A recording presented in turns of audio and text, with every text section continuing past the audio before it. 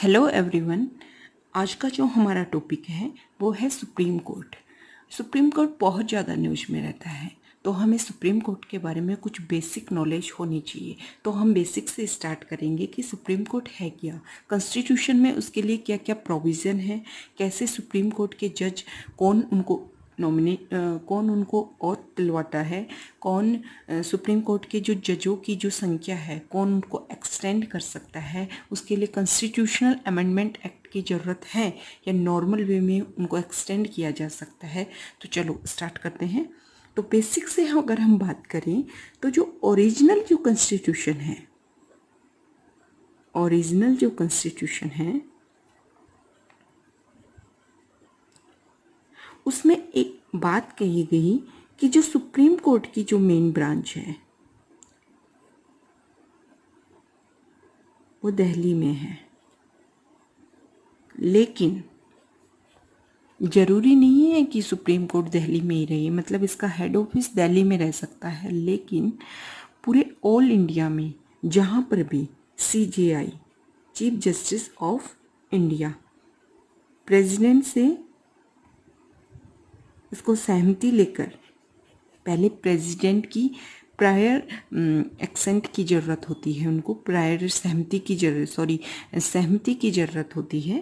पहले प्रेसिडेंट से सलाह करके CJI सुप्रीम कोर्ट की जो ब्रांच है उनको पूरे ऑल इंडिया में कहीं भी और भी ज़्यादा एस्टेब्लिश की जा सकती हैं। ठीक है, तो ओरिजिनल कॉन्स्टिट्यूशन में बात की गई है कि सुप्रीम कोर्ट की जो मेन ब्रांच है वो दिल्ली में है, लेकिन उसको एक्सटेंड किया जा सकता है।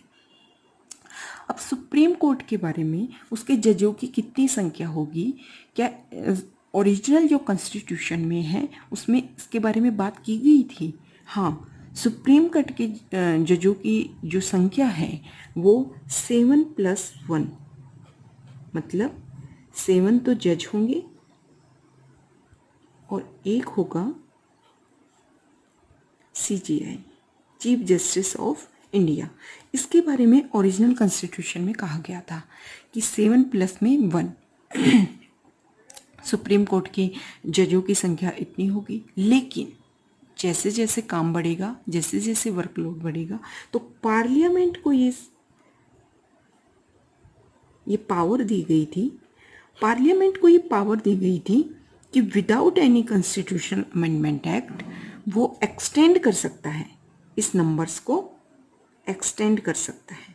तो प्रेजेंट में कितनी हो गई है? 34। ठीक है, प्रेजेंट में सुप्रीम कोर्ट की जो नंबर्स हैं, सुप्रीम कोर्ट के जो जजेज की जो नंबर्स हैं वो 34 है। ठीक है, तो ये हमें याद करना है, क्योंकि जो देखो UPSC लेवल का जो क्वेश्चन पेपर आता है उसमें 2-3 आपको स्टेटमेंट दिए जाएंगे, उसमें से आपको ऑप्शन में दिए जाएंगे कि 1 और 3 सही है, ओनली 3 सही है, ओनली 1 सही है, या सारे सही है, या सारे गलत है।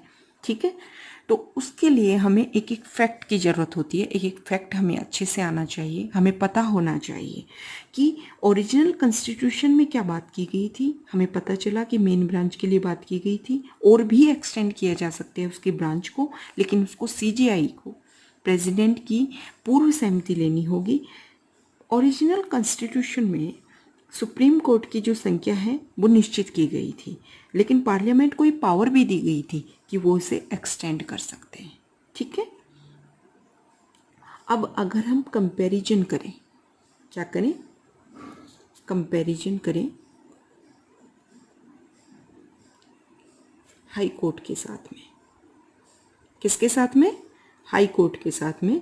तो देखो, हमारे इंडिया में क्या है, इंटीग्रेटेड जुडिशरी है, मतलब इंटीग्रेटेड जुडिशरी मतलब सुप्रीम कोर्ट हाईआर्की है, सुप्रीम कोर्ट, उसके नीचे आते हैं हाई कोर्ट, फिर सबऑर्डिनेट कोर्ट। अब जो अमेरिका जो है ना, वो प्योर फेडरल है। वहाँ पर क्या होता है, सेंटर के लिए अलग सुप्रीम कोर्ट होते हैं और हर स्टेट के अलग अलग सुप्रीम कोर्ट होते हैं। मतलब सेंटर के सुप्रीम कोर्ट और स्टेट्स के सुप्रीम कोर्ट एक दूसरे से कोरिलेट नहीं होते हैं, लेकिन इंडिया में ऐसा नहीं है। हमारे यहाँ पर इंटीग्रेटेड जुडिशरी है, मतलब हायरार्की है। ठीक है।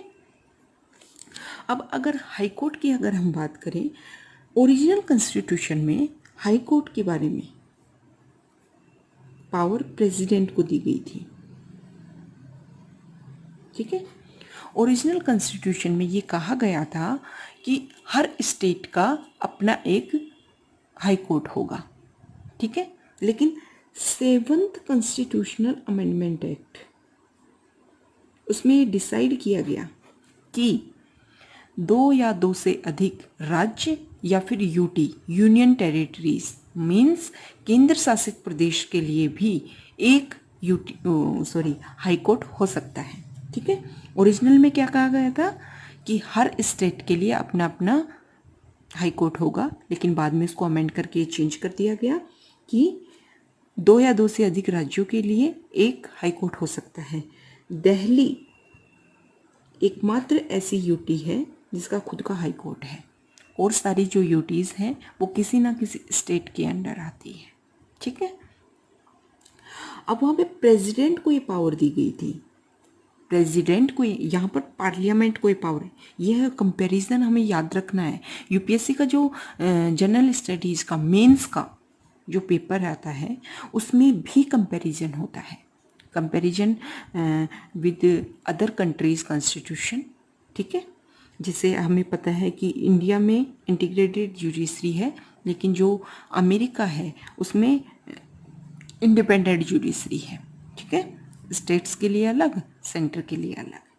अब क्या होता है, वहाँ प्रेसिडेंट को ये पावर दी गई है कि आप जैसे जैसे वर्कलोड बढ़े वैसे वैसे आप उनकी संख्या को बढ़ा सकते हो। ठीक है। वहाँ पर पार्लियामेंट कोई पावर नहीं है, वहाँ पर किसको पावर है, प्रेसिडेंट को पावर है। ठीक।